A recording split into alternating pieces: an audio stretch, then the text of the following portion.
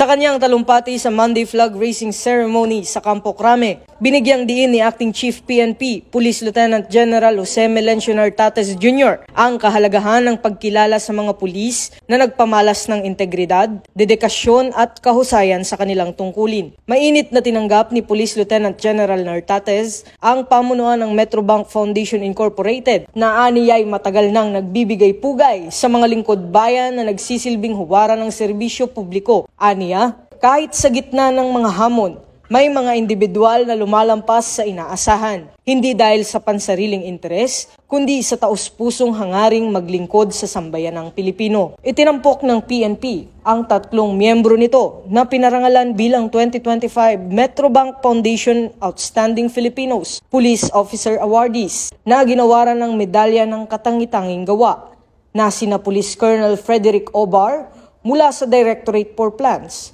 Police Major Elmira Relox mula sa Police Regional Office Bangsamoro Autonomous Region at Police Master Sergeant Ivan Velasco mula sa Police Security and Protection Group. Ayon kay Police Lieutenant General Nartates, ang tagumpay ng 3 awardees ay patunay na sa anumang ranggo, bawat miyembro ng PNP ay may kakayahang mag-iwan ng positibong pagbabago sa lipunan mula sa mga nasa liderato hanggang sa mga nagsisilbi sa komunidad. Pinapaalalahanan din niya ang hanay ng kapulisan na ang tunay na kahusayan ay hindi nasusukat sa parangal, kundi sa araw-araw na pagtupad ng tungkulin mula sa investigasyon, pagpapatrolya, hanggang sa maliliit na gawaing may malasakit sa kapwa.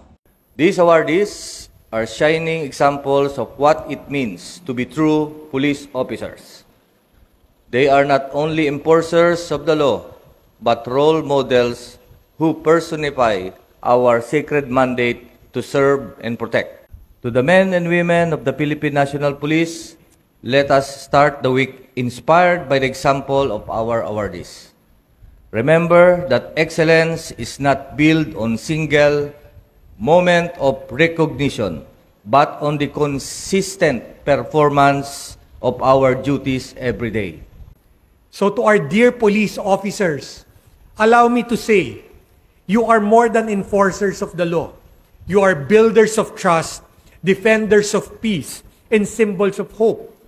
Lead with integrity, serve with compassion, be the story that inspires others to believe in public service again. The Metrobank Foundation is your ally in this journey. We will continue to honor your quiet heroism and amplify your impact.